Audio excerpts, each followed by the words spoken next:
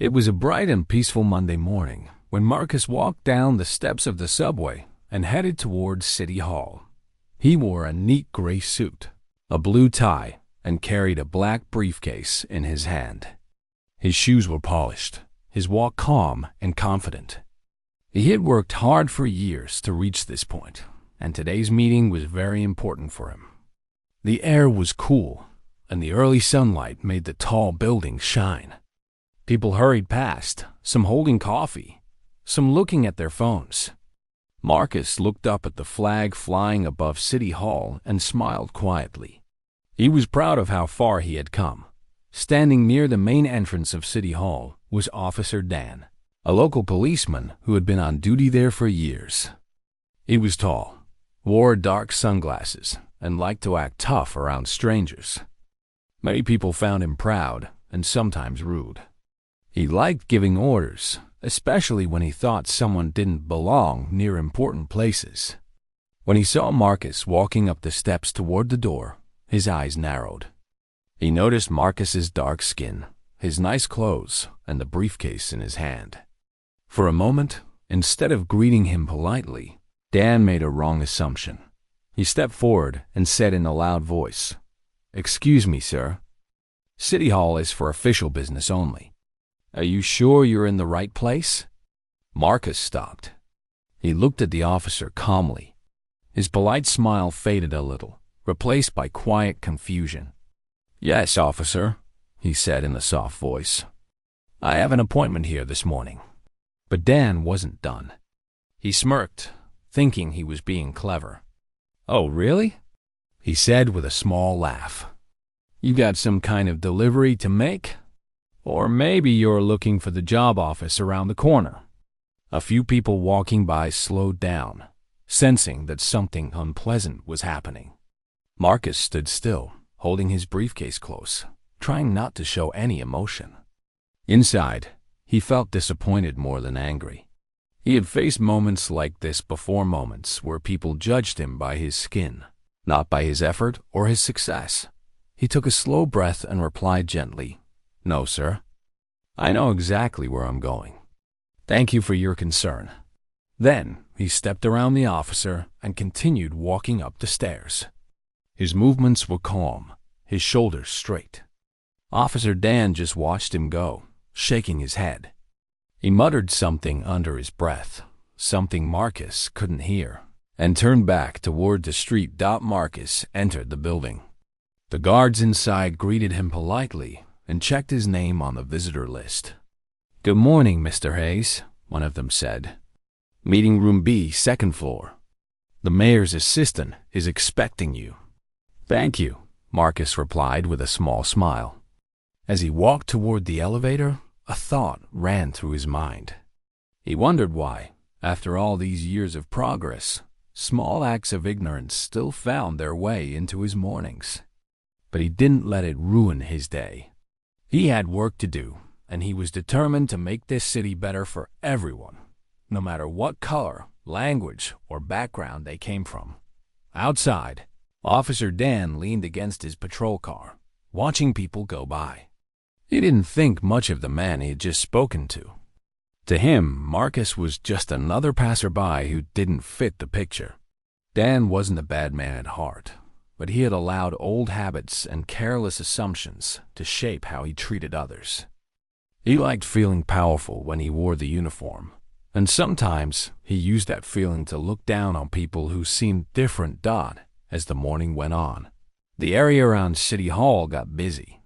News reporters stood near the steps, city staff walked in and out, and citizens came for meetings or paperwork. Around 10 o'clock, Dan saw a few officials heading inside for a conference. He wondered if that man from earlier was still in there, maybe lost or asking for directions. He laughed quietly to himself. Inside the conference room, Marcus was busy reviewing his notes. The mayor's team had invited him to speak about improving city infrastructure, roads, schools, and housing. Marcus was a successful urban planner, known for helping cities rebuild neighborhoods and create opportunities for local families. He was calm, thoughtful, and deeply respected in his field. This meeting was not just another job. It was part of a larger plan to make life better for ordinary citizens. As he prepared his speech, he remembered his father's advice from long ago. People may not always see who you are, son, but don't let their blindness stop you from walking your path. Those words had carried him through tough times, and today they helped him stay steady. Around noon, Officer Dan took his lunch break and sat in his car. Another officer joined him. "Hey, you see that new guy who came in earlier?" Dan said casually. All dressed up, looked lost. "I told him City Hall wasn't for tourists." His coworker frowned. "What guy?" Dan waved his hand. "Some man in a fancy suit. Looked like he didn't belong here." The other officer gave him a look. "You sure about that?" "The mayor's meeting today is with some new director, Marcus Hayes. He's supposed to be an expert in city planning. Maybe that's who you saw." Dan blinked. "Marcus Hayes?" "Yeah," the officer said. "He's kind of a big deal. Worked with several cities. The mayor's proud to have him on the team." Dan laughed nervously. "No way," he said. "That guy?" His friend shrugged. "Could be. Better hope it's not the same person you stopped." Dan leaned back in his seat, staring out the windshield. For the first time that day, he felt uncertain. He tried to remember exactly what Marcus had said, how calm he'd been. Something about the man's confidence didn't fit the picture Dan had drawn in his head. He pushed the thought away, telling himself it couldn't be the same person. But deep down, a small voice inside him whispered that maybe, just maybe, he had made a serious mistake. As the sun rose higher and the streets filled with noise, Marcus continued his meeting inside City Hall. He spoke clearly, outlining his plans for better housing, safer roads, and fair development. The officials nodded and took notes. Everyone could see that Marcus was not only knowledgeable, but also deeply kind and passionate about his work. Outside, Officer Dan stood near the door again, greeting visitors as if nothing had happened. Yet his mind was restless. He noticed the press van parked nearby, cameras being set up for the afternoon news. When he saw the city's communications team preparing a podium, he realized that something big was happening soon. He didn't yet know that in just a few hours, the same man he had mocked would stand at that podium and speak with the authority of a leader, and that moment would change how Dan saw people forever. Marcus walked past a long hallway filled with city posters and framed photos of past leaders. He paused for a moment to look at one picture of a diverse group of workers building a bridge. It reminded him why he had chosen this career, to build connections, not walls. He smiled again, took a deep breath, and walked into the main chamber, unaware that his calm patience that morning had already begun to teach a silent lesson outside.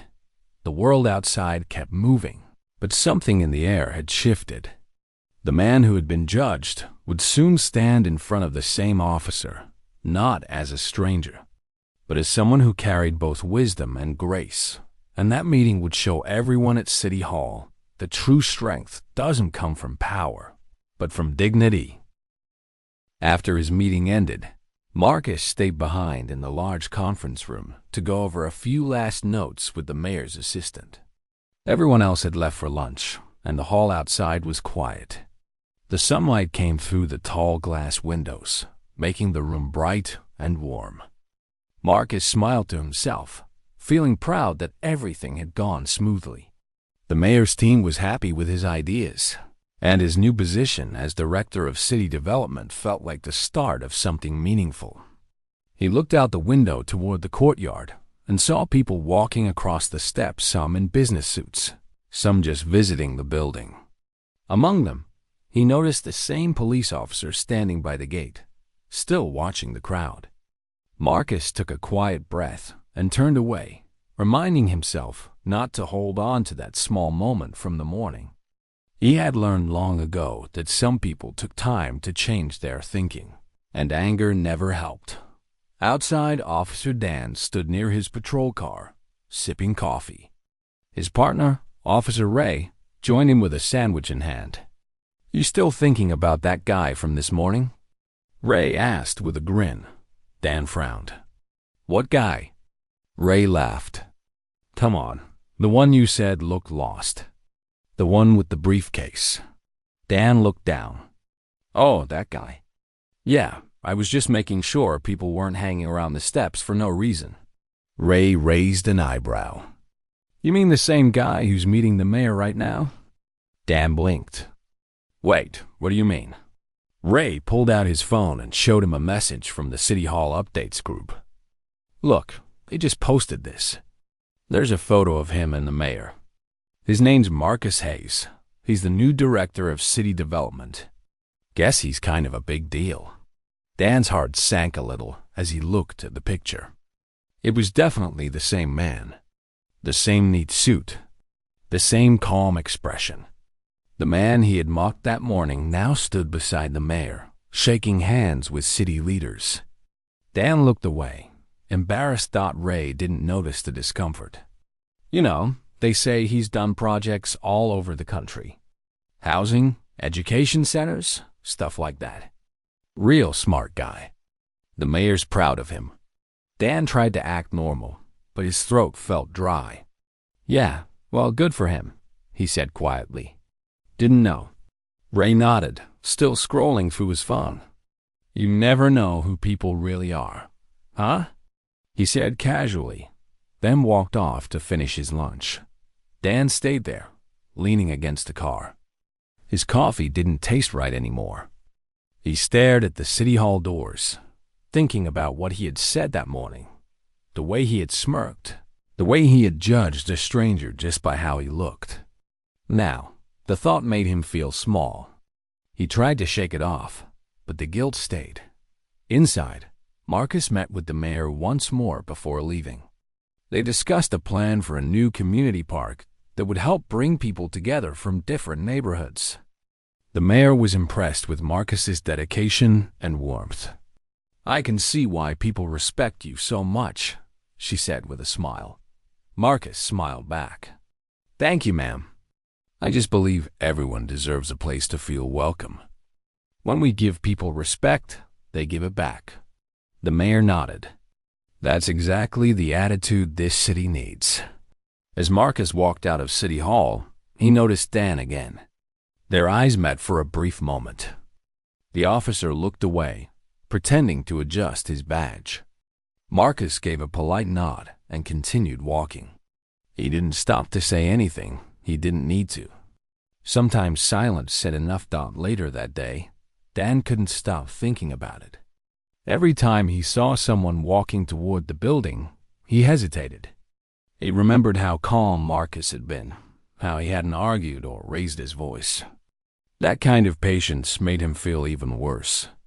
He went home that night feeling uneasy. He sat at his kitchen table, staring at his untouched dinner. His wife, Claire, noticed. "You're quiet tonight," she said gently. "Long day?" Dan sighed. "Yeah, I think I messed up today." She looked at him curiously. "What happened?" He rubbed his forehead. "There was this man outside City Hall, dressed real nice. I thought he was just loitering or something. I said a few things I shouldn't have." Claire frowned. "You mean you were rude?" He nodded. "Yeah. Turns out he's not some random guy. He's a city official. The new director or something. I feel like a fool." Claire set down her fork and leaned closer. "Well, maybe that's a sign, Dan. Maybe it's time to look at people differently. You wear that uniform to serve everyone, not just the people you think fit a certain look." Dan stayed quiet for a while, then nodded slowly. "You're right. I guess I just didn't think." Claire smiled softly. "Then think next time. You can't change what happened today, but you can do better tomorrow." Dan didn't sleep much that night. He kept replaying the moment in his mind, the way Marcus had looked at him, not with anger, but with calm dignity. It made him realize how unfair he had been. The next morning, as he got dressed for work, he promised himself he would handle things differently. When he reached City Hall the next day, Marcus was already there, talking to a few city workers about the upcoming project. Dan watched from a distance for a while. Then, gathering his courage, he walked up to him. "Mr. Hayes," he said quietly. Marcus turned, surprised to see the officer again. "Good morning, officer," he said politely. Dan took off his sunglasses and said, "I wanted to apologize for how I acted yesterday. I was wrong." "You didn't deserve that."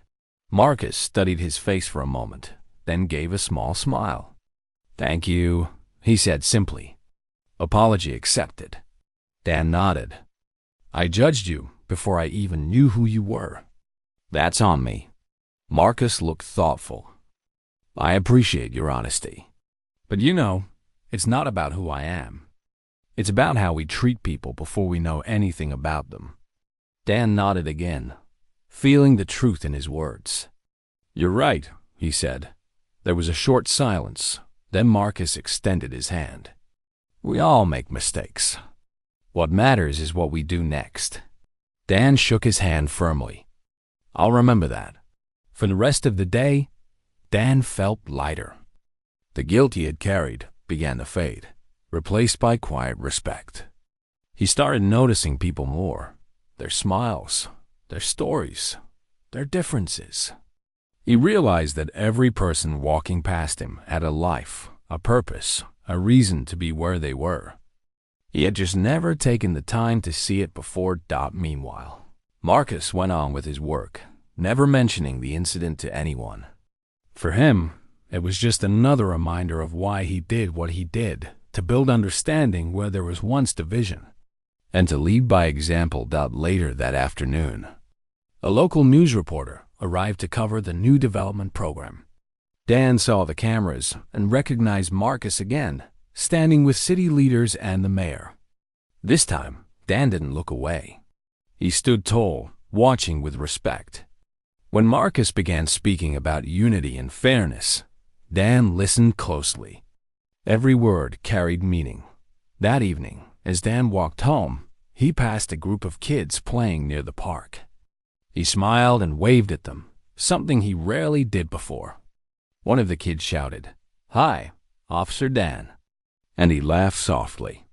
It felt good to be seen as someone kind. By the time he reached his car, the sky had turned orange with sunset. He thought of Marcus again, the calm man with the briefcase, who had taught him something important without even trying. Dan didn't need anyone to tell him that he had changed. He could feel it in the way he looked at people now. Not as strangers, but as equals. And somewhere inside City Hall, Marcus finished another day of work, unaware that his quiet strength had already begun to transform one man's heart.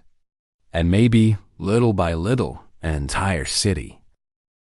The next day was brighter and busier than before.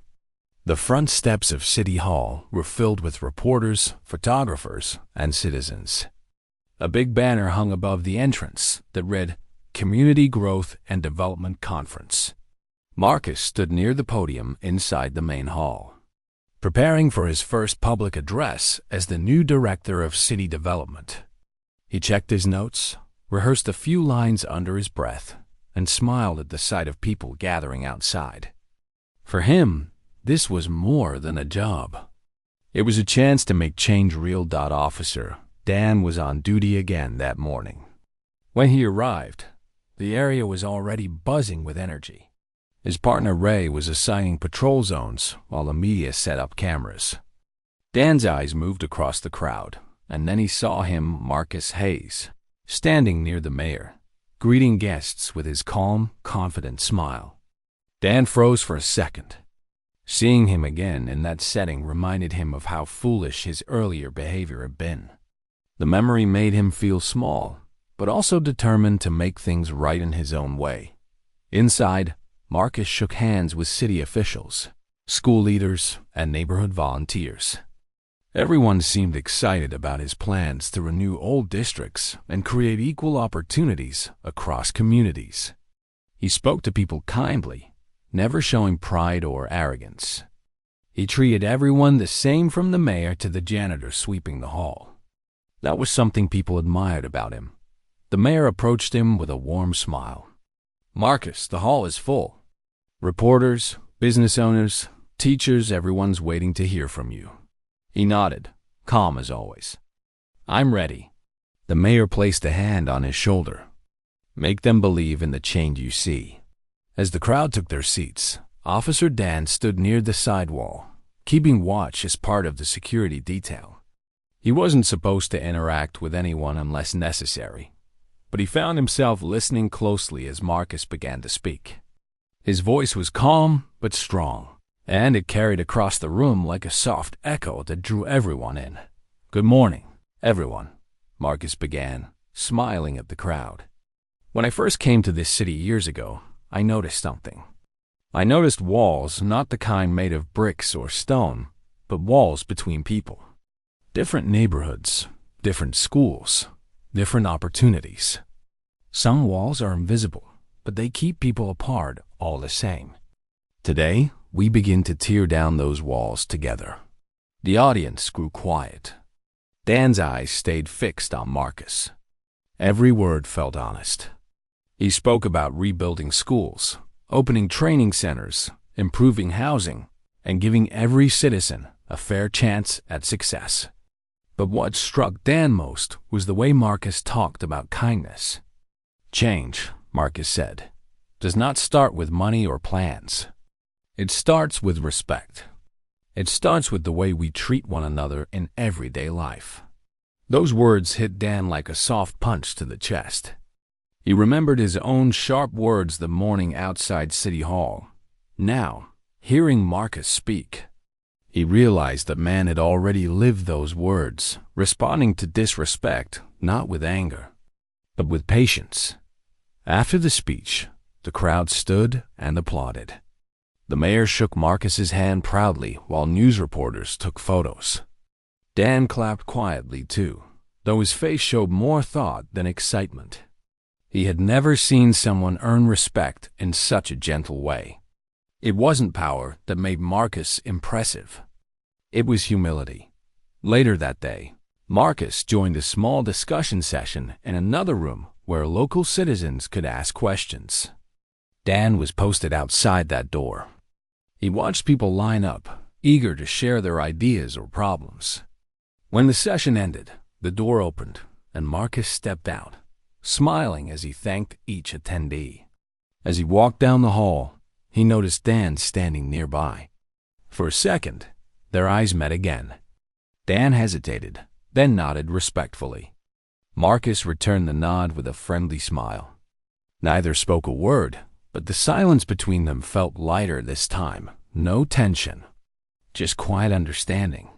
A few moments later, one of the mayor's assistants approached Dan. "Officer, the director will be attending another meeting this afternoon at the community center. We'll need a small escort." Dan nodded. "I'll be there." By mid-afternoon, the city center was alive with children, parents, and volunteers preparing for a charity event. Marcus arrived with the mayor's staff, and Dan followed closely, keeping a watchful eye. He noticed how easily Marcus blended in with the people. He knelt to talk to a group of kids, listened to an old man's story, and helped a young volunteer lift boxes. There was no distance between him and the community he served. Dan realized then that true leadership didn't mean standing above people. It meant standing beside them. While the event continued, a light rain began to fall. People rushed to cover the tables, and Marcus helped move the chairs under a large canopy. Dan joined in without being asked. For a few minutes, they worked side by side, moving supplies and laughing as the rain grew heavier. It felt natural, like they'd known each other for years. When the rain stopped, the sky cleared into a golden sunset. Marcus looked up and smiled. "Funny how storms can pass so quickly," he said softly. Dan nodded. "Yeah, sometimes they wash things clean." Marcus turned his head slightly, meeting his eyes. "They do, don't they?" There was a pause between them, not awkward, just meaningful. Then Marcus walked back to the children, and Dan stood watching, thinking about how that small exchange carried more forgiveness than words ever could. By evening, the crowd began to leave. The event had gone beautifully. The mayor thanked Marcus for his dedication, and the press once again surrounded him for photos. Dan stayed in the background, feeling quietly proud to have been there. He didn't need to be part of the spotlight. It was enough just to witness the good being done. As the last few people packed up, Marcus noticed a man standing alone near the fence, an older worker who looked tired and unsure. He walked over and offered him a hand. "Need help with that box?" Marcus asked. The man looked surprised. "Oh, thank you, sir. Didn't expect the city director himself to help me lift this." Marcus smiled. "A title doesn't change who we are. We're all people first." Dan overheard that as he locked up the front gate. The words stayed with him. They were simple, but powerful. On his way home that night, he thought deeply about everything he had seen, the respect Marcus showed to everyone, the way people looked at him not with fear, but admiration. The next morning, at roll call, Ray teased him lightly. "You've been quiet lately, Dan. City life making you soft?" Dan chuckled. "No, just learning something new." Ray grinned. "From who?" Dan smiled faintly. "From the man I thought I knew but didn't. Turns out, he's teaching me how to do my job better without even trying." Ray didn't quite understand what he meant, but Dan did. He had started to see his badge differently, not as a symbol of authority, but as a reminder of responsibility. Later that week, when Marcus visited City Hall again for another briefing, Dan was assigned at the front entrance. When he saw Marcus walking up the steps, he stood tall and gave him a respectful nod. "Good morning, Director Hayes," he said with genuine warmth. Marcus smiled back. "Good morning, officer." There was no tension this time, only quiet respect, between two men who had both changed a little. As Marcus entered the building, Dan looked around the busy street filled with people from all walks of life, different faces, different stories. He felt something shift inside him, something gentle but firm. He realized that real strength wasn't about control. It was about understanding. And for the first time in a long while, he felt proud of the kind of officer he wanted to become. That evening, as he walked home under the soft glow of the streetlights, Dan thought about Marcus's speech again. The line that had touched him most kept echoing in his mind. "Change starts with the way we treat one another in everyday life." He smiled to himself. He knew he couldn't undo the past, but he could shape the future one act of respect at a time. And in a city full of busy strangers, that one change could make all the difference. The following morning, the streets around City Hall were quiet. A soft mist hung in the air as the sun began to rise behind the tall buildings. Officer Dan arrived earlier than usual. He wanted some time to think before his shift began. Standing near the same gate where he once mocked Marcus, he looked around and remembered how different things felt now. Back then, he saw people as strangers passing by. Now, he saw faces, real people with stories, families, dreams. He took a deep breath and smiled slightly. Inside, he knew he was changing. That encounter with Marcus had opened his eyes. He didn't tell anyone about it, not even his partner Ray, but he carried the lesson every day. A few minutes later, the mayor's car arrived, followed by another black vehicle. When the door opened, Marcus stepped out. He wore a dark suit and carried a folder under his arm. The morning light touched his face, and he greeted everyone warmly. The guards smiled, the clerks waved. Dan stood at attention, then nodded respectfully. "Good morning, Mr. Hayes," Dan said. Marcus looked at him and smiled. "Good morning, officer." "Early start?" Dan nodded. "Yes, sir." "Trying to make the most of the day." Marcus chuckled softly. "That's a good habit." Then he walked toward the entrance. Inside City Hall, the day was busy. A new project was being presented, one that would bring better housing and parks to all neighborhoods. Marcus was leading the meeting, and everyone wanted to hear his ideas. He spoke with clear purpose, showing plans, explaining how the city could grow stronger when people worked together. Even those who had doubted his methods now admired his confidence and grace. Dan, stationed near the hall, could hear bits of the meeting through the open door. Marcus's voice carried warmth and patience, like someone who truly cared. It amazed Dan how easily people listened to him. There was no shouting, no pressure, just respect. After the meeting, Marcus came out with the mayor and a few other officials. They were smiling and shaking hands. The mayor said proudly, "Mr. Hayes, this city is lucky to have you. You make everyone believe again." Marcus smiled humbly. "Thank you, ma'am. Belief is where change begins." Dan caught that line and repeated it quietly in his mind. Belief is where change begins. It stayed with him. Later that afternoon, something unexpected happened. A young man came rushing toward the front steps of City Hall, looking upset. He held some papers in his hand and shouted that he needed to see the mayor. The guards tried to calm him down, but he wouldn't listen. Dan quickly stepped forward, putting his hand out calmly. "Sir, please relax," Dan said in a steady voice. "Tell me what's wrong." The young man's eyes were filled with frustration.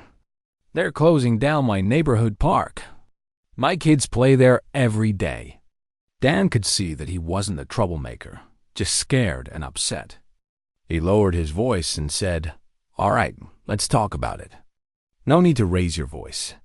By chance, Marcus was walking by at that moment. He stopped and looked at the man kindly. "Which park are you talking about?" The man turned, surprised to see someone in a suit speaking so gently. "Greenfield Park," he said quickly. "They said they're going to turn it into a parking lot." Marcus's expression softened. "That's not correct," he said calmly. "There are talks about repairing the area, but the park will stay. In fact, it's part of our improvement plan." The man blinked. "Really?" "Yes," Marcus said with a reassuring smile. "The city is going to build new benches and play areas. Nothing's being taken away." The man's shoulders relaxed immediately. "Oh, I didn't know. Thank you." Marcus nodded.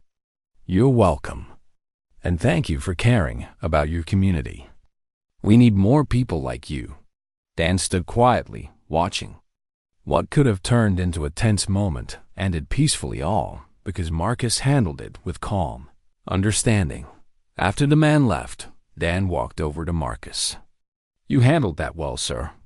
Most people would have ignored him. Marcus looked thoughtful. "People just want to be heard, officer. When we listen first, half the problem disappears." Dan smiled faintly. "That's true. I'm starting to see that now." Marcus gave a small nod. "We all start somewhere." That small exchange stayed with Dan for the rest of the day. It reminded him of something his own father used to say before he passed away. A strong man isn't the one who speaks the loudest, but the one who listens the longest. For years, Dan had forgotten that wisdom. But today, it felt alive again. The next few weeks passed peacefully. Dan continued his work at City Hall, greeting people politely, helping visitors, and making sure everyone felt welcome. He had become known as one of the kindest officers on duty. Some even joked that he was a different man these days. One afternoon, the mayor called for a press conference in the main square to celebrate the city's progress. Hundreds of citizens gathered to listen. Marcus was once again the main speaker. He stood at the podium, his voice clear and full of heart. "When we began this project," Marcus said, "many thought change would be slow. But look around, change is already here. It's in the cleaner parks, in the safer streets, and most of all, in the way we treat one another." The crowd clapped warmly. Marcus continued, "We don't just build buildings. We build trust. We don't just open offices. We open hearts. This is how a city grows, not with power, but with kindness." Dan was standing near the side of the crowd, guarding the edge of the stage. He looked at the people cheering and realized how true those words were. This city really had changed, and so had he. After the event, Marcus walked over to him. "Officer Dan," he said with a friendly tone, "you've been on duty at every one of these events. That's dedication." Dan smiled. "Just doing my part, sir." Marcus laughed gently. "Well, you're doing it well." There was a moment of silence. Dan looked at him seriously and said, "Sir, I want to thank you for not holding that first day against me." Marcus's smile faded into something softer, almost reflective. "We all stumble, officer. What matters is that we rise with understanding, not pride." Dan nodded slowly. "You helped me see that." Marcus placed a hand lightly on his shoulder. "Then make sure you pass it on. Change spreads when we share it." Dan smiled again. "I will." Later that night, as the city lights shimmered across the river, Dan stood near his patrol car, looking up at the glowing windows of City Hall. He thought about how different life felt now. Every shift, every conversation, every greeting meant something more. He no longer saw his badge as a wall between him and the public. It was a bridge. At home, his wife Claire noticed the difference too. "You're smiling more lately," she said over dinner. Dan chuckled softly. "I guess I finally remembered why I became a police officer, to help people, not judge them." Claire nodded with a proud smile. "Sounds like you met the right person at the right time." He thought for a moment, then said, "Yeah, I did. He didn't teach me with words. He taught me by how he lives." That night, as Dan sat on the porch watching the stars, he realized that some lessons don't come from books or rules. They come from moments, simple, human moments that touch your heart and stay forever. And though Marcus didn't know it, he had helped one man find the courage to change. It was quiet, unseen change, but real. The kind that starts in one heart and spreads quietly, just like the first light of dawn over a waking city. A month passed since that day, and the city was slowly changing for the better. New flowers were planted around City Hall, new benches were built in the parks, and people seemed a little kinder when they crossed paths on the streets. Officer Dan noticed it every morning as he walked to his post. The city didn't just look cleaner, it felt lighter. There was a quiet sense of hope in the air, and somehow he knew Marcus had a lot to do with it. Dan had also changed. He no longer spoke in a harsh tone. When people came to ask questions, he listened patiently. He greeted visitors with a smile and helped them find their way. The other officers noticed his new attitude and often joked, "Dan's gone soft." But he didn't mind. Deep inside, he knew he had found something more powerful than pride. He had found respect. One cool Friday morning, Marcus arrived at City Hall for another meeting. Dan saw him coming and opened the door for him. "Good morning, sir," he said warmly. Marcus smiled. "Good morning, Officer Dan. You've been up early again?" Dan nodded. "Habit now," he replied. Marcus chuckled softly. "Good habits shape good men." That simple line stayed with Dan all day. Later, when the crowd of visitors grew, he saw a woman struggling to carry a large stack of papers. Without thinking twice, he walked over and helped her. She smiled gratefully and said, "Thank you, officer." He replied, "You're welcome, Mom. Everyone can use a hand sometimes." It was a small thing, but it made him feel proud. He began to understand that kindness didn't need an audience. It just needed a willing heart. Inside the meeting room, Marcus was presenting his final report for the month. The mayor, her advisors, and many community members were there. "We've seen real progress," Marcus said, his voice calm and steady. "But progress is more than numbers. It's in how we treat each other, in how we listen, in how we help. Everyone nodded in agreement. The mayor clapped her hands softly. Marcus, your work has reminded this city what leadership truly means, she said. You've brought back hope. Marcus smiled modestly. I just did my part. The rest belongs to the people. After the meeting ended, a reporter approached him for an interview. Mr. Hayes, she asked, what inspired your work? What gave you the drive to change this city?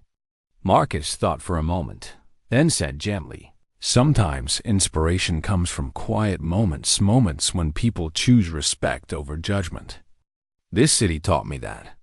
Dan was standing nearby, and when he heard those words, he knew exactly what Marcus meant. He looked down slightly, feeling both grateful and humbled. Later that afternoon, the mayor announced a community appreciation event to honor those who had contributed to the city's progress. Dan was assigned to security again, but this time, he felt more like a participant than a guard. The courtyard was filled with families, children, and volunteers. There were balloons, music, and laughter everywhere. Marcus stood on the small stage, greeting people as they arrived. When the mayor began her speech, she said, today, we celebrate not just our achievements, but the people who made them possible. Change begins when one person chooses kindness, and that kindness inspires others. She paused for a moment, then continued with a smile. There's someone I want to recognize today. Someone who reminds us that respect and compassion can come from anywhere, even from a uniformed man who protects our streets every day. The crowd turned their heads in curiosity. Dan looked around too, not realizing she meant him. Officer Dan, the mayor said, motioning toward him. Please, come forward. He froze for a moment, shocked. The crowd clapped and cheered as his partner Ray nudged him forward. Go on, buddy, Ray whispered, grinning. Dan walked up slowly, trying not to look nervous. He wasn't used to being in front of a crowd like this. The mayor smiled as he reached the stage. Officer Dan, she said kindly, your story has reached many of us. Your change of heart, your kindness, and your service remind us that true leadership starts with humility. Dan didn't know what to say. He took the microphone hesitantly and looked out at the sea of faces. For a moment, his mind went blank.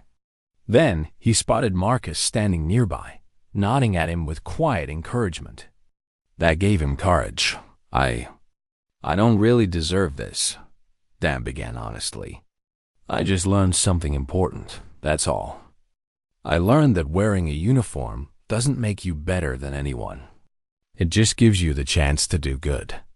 And I learned that respect shouldn't depend on what someone looks like or where they come from. Everyone deserves it. The crowd grew quiet.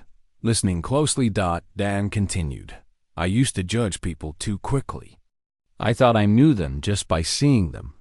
But one day, someone showed me that I was wrong. He didn't yell or fight back. He just showed me patience and respect. And that changed me. His voice trembled slightly as he looked at Marcus. That man is Mr. Marcus Hayes. He didn't just change this city, he changed me. And I'll never forget it. There was a soft murmur from the crowd, followed by applause. Marcus smiled, not proudly, but warmly, as if the words touched him deeply.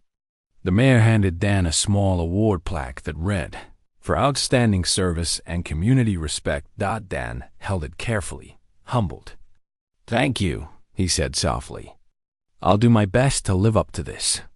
After the event ended, people came up to shake Dan's hand. Many told him they appreciated his honesty and kindness. Some even said his story gave them hope.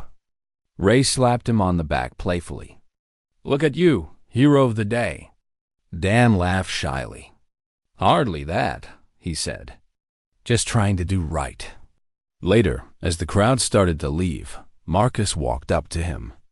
That was a good speech, officer, he said gently. Dan smiled. I meant every word, sir. Marcus nodded. I know you did. And you proved something today, that people can change if they're willing to listen. Dan looked down for a moment, then said quietly, I used to think strength was about control. Now I think it's about compassion. Marcus's eyes softened. That's the kind of strength that lasts.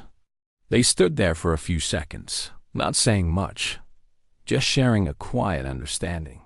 Then Marcus extended his hand. Dan shook it firmly. Thank you, sir, he said. Marcus smiled. No, officer. Thank you. That evening, as the sun set behind the tall city buildings, Dan stood on the steps of City Hall, watching the light fade. The sky turned shades of orange and pink, and the cool air brushed against his face.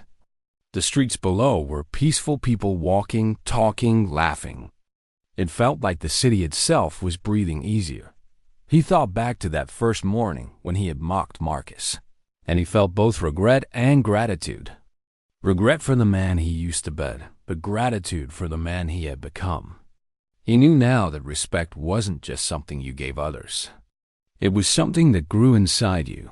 Before heading home, Dan looked up at the flag waving above City Hall. Tomorrow, he whispered to himself, I'll do even better.